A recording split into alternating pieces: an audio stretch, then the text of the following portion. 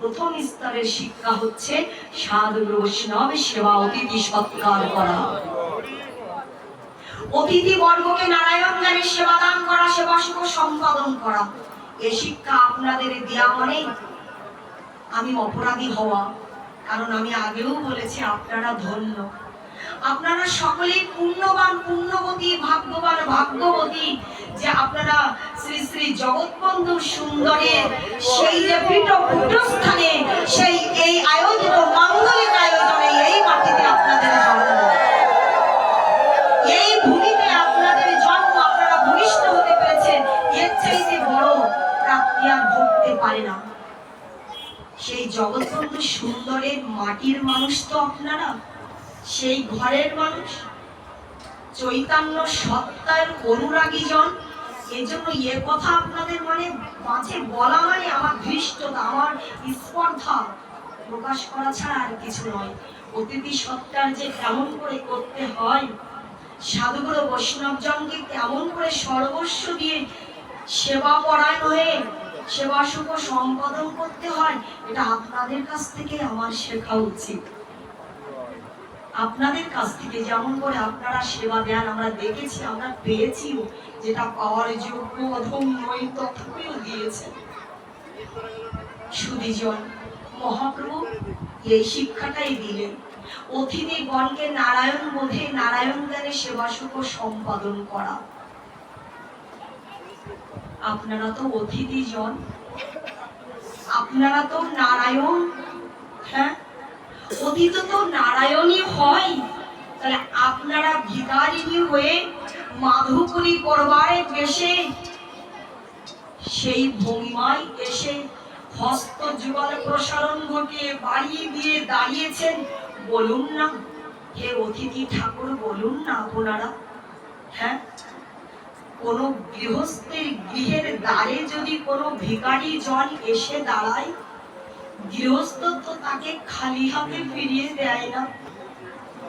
কোন ভিখারি জন যদি কোনো গৃহস্থের দ্বারে এসে দাঁড়ায়, গৃহস্বামী গৃহমাতা তো তাকে খালি হাতে ফিরিয়ে দেয় না। এটা তো চৈতন্য শিক্ষার বাইরে, চৈতন্য আদর্শের বাইরে। আপনারা তো ভিখারিণী হয়ে, ভিখারি হয়ে, আপনারা বৈষ্ণবের ঠাকুর হয়ে, অতিথি ঠাকুর হয়ে, নারায়ণ হয়ে এসেছেন, হাতে বাড়িয়েও দাঁড়িয়েছেন। যে বস্তুগুলো দিতে চাইছে এই বস্তুগুলো যদি নিবেন না বলুন, তাহলে আপনাদের আমরা কি দিতে পারি, কি দিব বলুন? আমরা কি দিব? দিতে না পারলে যে অপরাধী হয়ে যাব। কি দিব একটিবার কৃপা করে বলুন? কি নিতে চাইছেন আপনারা? কি নিতে এসেছেন আমাদের দ্বারে? নিত্যানন্দ প্রভু আর হরিদাস ঠাকুর হাতে জড়ো করে বলছেন, ওগো নদিয়াবাসী, তোমরা যে বস্তুগুলো দিতে এসেছো, এই বস্তুগুলো তোমাদের কাছে পাওয়ার জন্য আমরা আসি নাই। এই বস্তুগুলো নিতে আসি নাই। আমরা ভিখারি হয়ে মাধুকরী করতে এসেছি বটে, তবে আমরা এই ভিক্ষাটুকু শুধু চাই, একটিবার দুই বাহু উত্তোলিত করে, একটিবার দুই বাহু প্রসারিত করে, একটিবার শুধু নাম করো,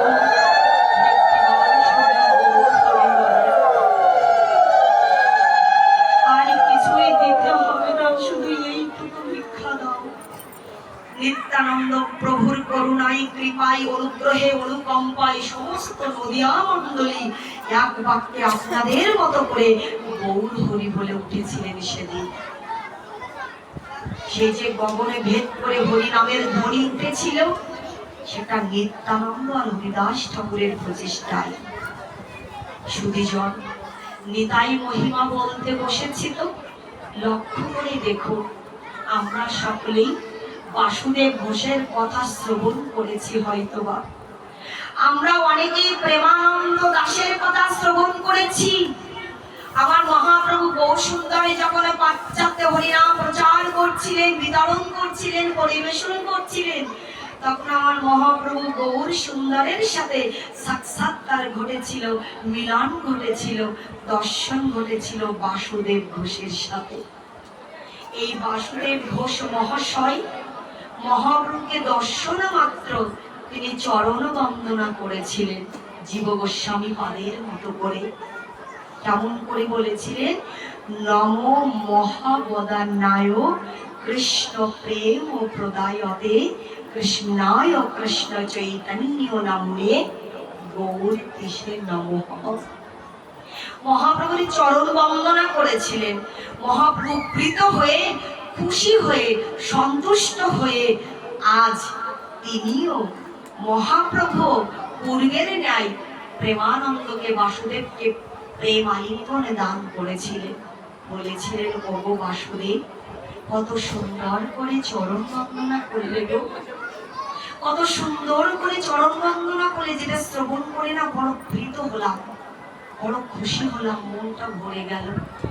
এই যে কিছু পেলাম, এই যে কিছু দিলে তুমি, আমি তোমাকেও না প্রতিদানে কিছু দিতে চাই বাসুদেব। তুমি যে আমাকে প্রীত করলে, বিনিময়ে আমিও তোমায় কিছু দিতে চাই। দাদা কিরপতি কিন্নাহাতি গুরুজি আমার খাতি বিস্তুতি ভুংতে ভোজতে চৈবা সরবিধং প্রীতিলাৎসলাম। আমিও নিতে নয়, দিতেও ভালোবাসি। আমি শুধু নিতে জানি না, বরং যতটুকু নেই তার থেকে অনেক বেশি দিতেও জানি, দিতেই ভালোবাসি। তাই তুমি যে আমায় দিলে বাসুদেব, বলো কি দিব তোমায়, চিনে নাও, তুমি চেয়ে নাও বাসুদেব। বাসুদেব ঘোষ সেদিন চেয়েছিলেন কি জানেন বাবা? শ্রবণ করুন, নিত্যানন্দের মহিমা জানি আমরা, কত করুণার ঘনায়িত মূর্তমান মূরতি। হ্যাঁ, জানার অনুমতি ছাড়া, জানার কৃপা ছাড়া আমার মহাপ্রভু কৃপা করতে পারেন না, কৃপা করেনও না। সেই নিতাই চাঁদ শ্রীমান নিত্যানন্দ প্রভু। হ্যাঁ, আজ বাসুদেব ঘোষ বলছেন, প্রভু তুমি কিছু দিতে চাইছো, এই অজ্ঞান আসন্দকে, পাপিষ্ঠ জনকে তুমি কিছু দিতে চাইছো। যদি কিছু দিতে চাও তাহলে বলি, যেটা চাইবো সেটা দিবে তো আজ? হ্যাঁ গো বাসুদেব, যেটা চাইবে সেটি দিব। বাসুদেব ঘোষ অভূতপূর্ব চাওয়া চেয়ে নিলেন, যে চাওয়াটা সাধারণের নয় মাগো, যে চাওয়াটা সাধারণের নয়। লক্ষ্য করে দেখুন বাসুদেব ঘোষ কি বলছেন, চৈতন্য দর্শনে আমাদের জানাচ্ছেন। বলছেন, প্রভু দিতে চাইছো তো, তাই চাইছি দাও। জীবের দুঃখ দেখি মোর হৃদয় বিদরে, সব জীবের পাপ প্রভু দেহ মোর শিরে। শির মানে কি বাবা?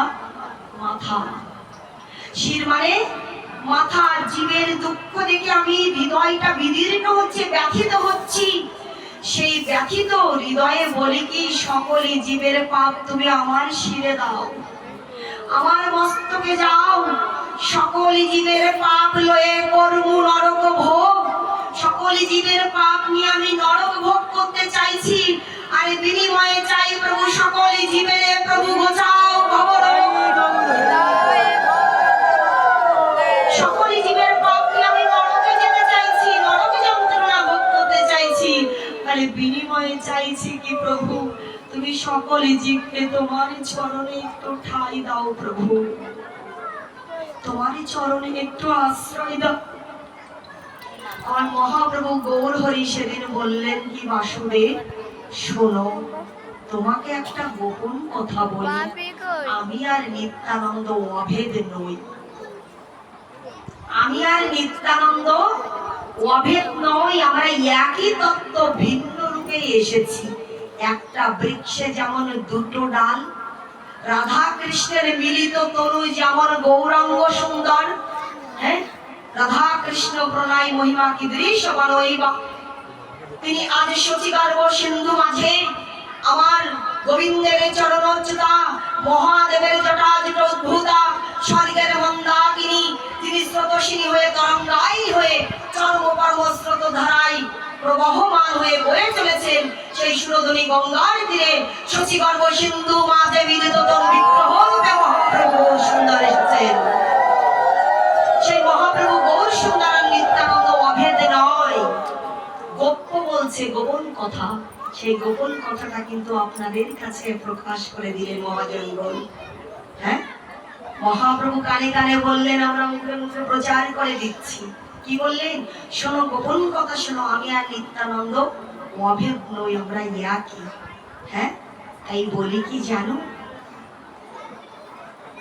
যতদিন জীব এই নাম আশ্রয় গ্রহণ করতে করতে, যে নাম আমি নিয়ে এসেছি জগতে, জীবের কল্যাণ সাধনে, মঙ্গল সাধনে ব্রতী হয়ে যে নাম আমি নিয়ে এসেছি, এই আমার অলঙ্কৃত নাম, আর নামে অভেদ তত্ত্ব, সেই নাম রূপে আমি প্রকাশ হয়েছি। সেই নামের যে নাম, সেই নাম আশ্রয় করতে করতে জীব যদি একটিবার গড়াগড়ি দিতে দিতে নিতাই চাঁদের চরণে পৌঁছাতে পারে, তাহলে নিতাই চাঁদ যদি জীবকে কৃপা করে, তাহলে নিতাই চাঁদের অনুমতি হলে আমি অনায়াসে গৌরী তাকে আপন করে নেই, আমার করে নেই।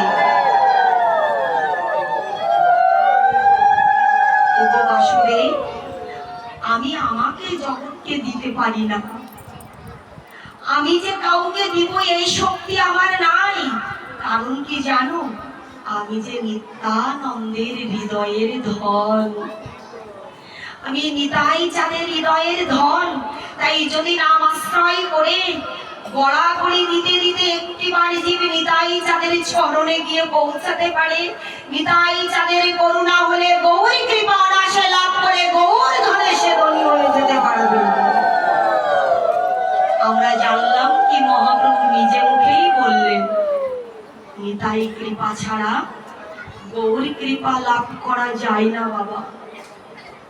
এই কথাই যদি আমাদের কষ্ট দেয়, তাহলে সেই কষ্ট নিরসন করে দিলেন স্বয়ং নিত্যানন্দ প্রভু। কোথায়? পানিহাটিতে যে চিরাদধি মহোৎসব হয় না, আমরা শুনেছি। আপনাদের অঞ্চলে এলাকায় প্রত্যেকটা প্রতিষ্ঠিত শ্রী মন্দিরে এই আয়োজন অনুষ্ঠিত হয় নিশ্চয়ই।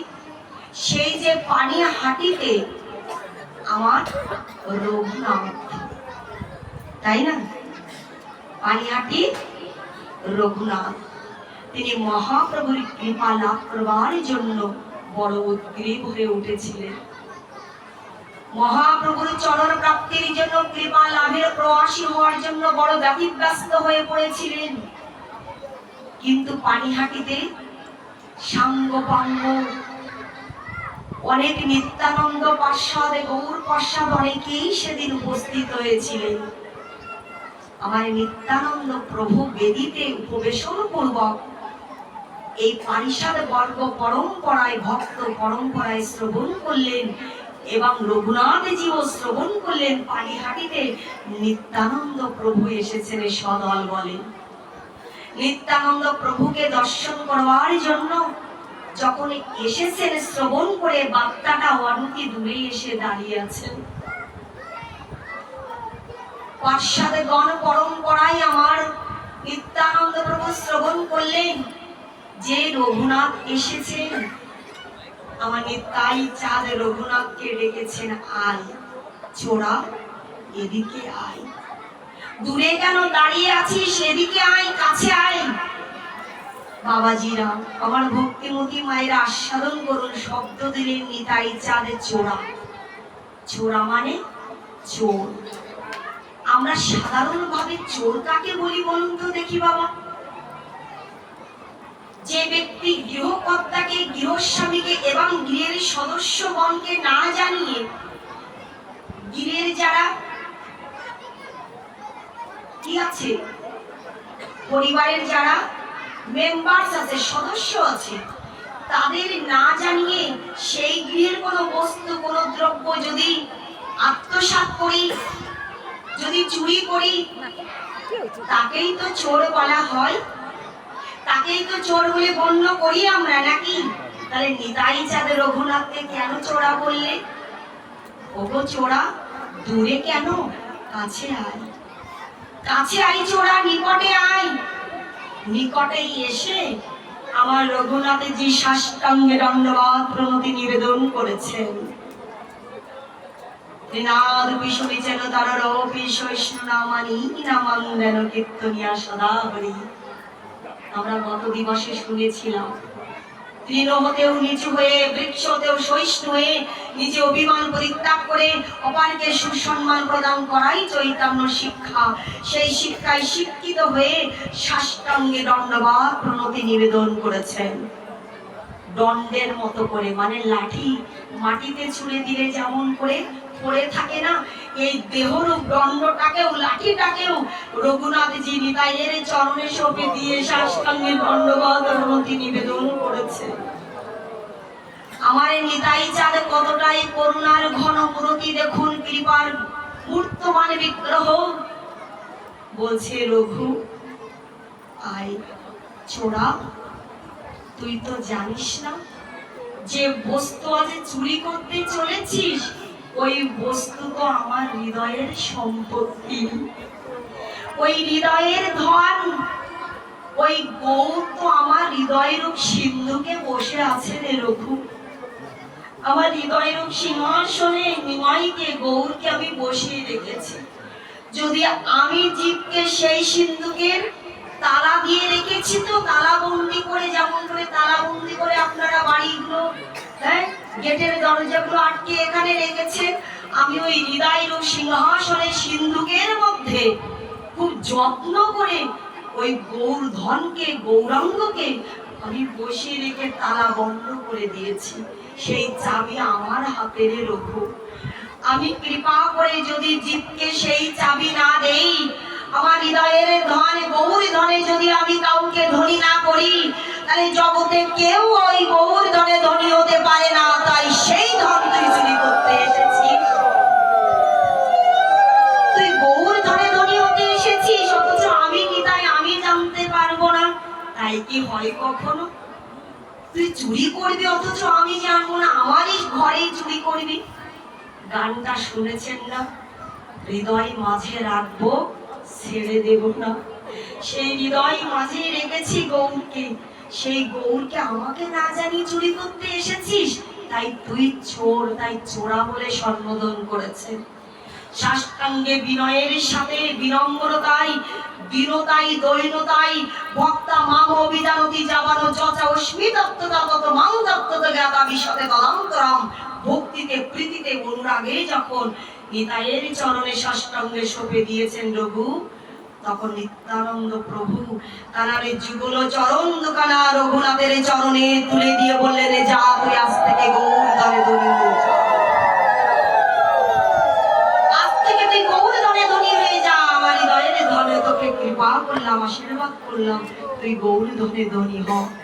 নিতাই চাঁদের চরণ দুখানা তুলে দিলেন রঘুনাথের চরণ মস্তক করি। কত করুণা দেখো। এই না হলে নিতাই জগাই মাধাইয়ের মতো করে পাষণ্ডী, জগাই মাধাই ধন্যাঢ্য ব্যক্তির সন্তান, সেই ধন মদে মত্ত হয়ে মদ্যপান করে দিবানিশি মাতাল হয়ে ঘুরে বেড়াতেন। যাদের জীবন ইতিহাস আপনাদের জানা, আপনারা অবগত আছেন, সেই জগাই মাধাই কৃত আঘাতে প্রাপ্ত হয়েও নিত্যানন্দ প্রভু কিন্তু রুষ্ট হন নাই। ভক্তদের যারা যখন শ্রবণ করলেন, মহাপ্রভুকে গিয়ে বললেন, প্রভু নিত্যানন্দের কপাল কেটে দিয়েছে, ফাটিয়ে দিয়েছে জগাই মাধাই, আমার দাদার কপালে ললাট কেটে গেছে, শ্রবণ করে আঘাতপ্রাপ্ত হয়েছেন। শ্রবণ করে মহাপ্রভু গৌরাঙ্গ সুন্দর উন্মত্তের মতো করে, পাগলের মতো করে দৌড়াতে দৌড়াতে স্বস্থানে প্রস্থান পূর্বক, গমন পূর্বক তিনি দর্শন করলেন, রুধির ধারায় স্নাত হয়ে যাচ্ছেন নিত্যানন্দ প্রভু। রুধির মানে রক্ত। এমন করে কলসের কানা ছুঁড়ে দিয়েছে, ছুঁড়ে মেরেছে মাধাই, যে ললাটটা, কপালটা কেটে রক্ত বক্ষ বিদীর্ণ করছে, বক্ষ ভিজিয়ে অভিষিক্ত করে দিচ্ছে, বুকের বসন ভিজে গেছে রক্তের ধারায়, রুধির ধারায়।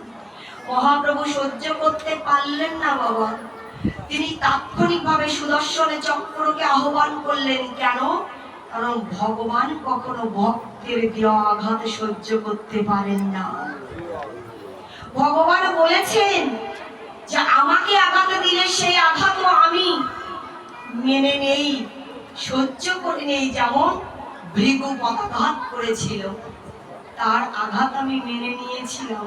কিন্তু জানো, আমার ভক্তকে যদি কেউ আঘাত করে, কেউ কষ্ট দেয়, ভক্ত চরণে, বৈষ্ণব চরণে, সাধু চরণে যদি কেউ অপরাধ করে, সেই অপরাধ আমি কখনো খণ্ডন করি না, ক্ষমা করে দেই না। সেই কষ্ট আমি সহ্য করতে পারি না। সুদর্শন চক্রকে আহ্বান করলেন মহাপ্রভু। শ্রীমান নিত্যানন্দ প্রভু ডেকে ডেকে বললেন, ওগো নিমাই, ওগো নিমাই, তুমি না প্রতিশ্রুতিবদ্ধ, তুমি না কমিটমেন্ট বদ্ধ, বলেছে না নিজ মুখে শিববদনে যে এই যুগে তুমি কোনো অস্ত্র ধারণ করবে না। মহাপ্রভু কতটা করুণার দেখুন, কতটা কৃপালু দেখুন, দয়ালু দেখুন। বলছেন, তুমি না বলেছিলে নিমাই এই যুগে অস্ত্র ধারণ করবে না, অস্ত্র তুলবে না হাতে, তাহলে সুদর্শন চক্রকে কেন আহ্বান করেছো, ফিরিয়ে দাও। হ্যাঁ, জগাই মাধাইকে ইশারা করে বললেন, যাও। মহাপ্রভু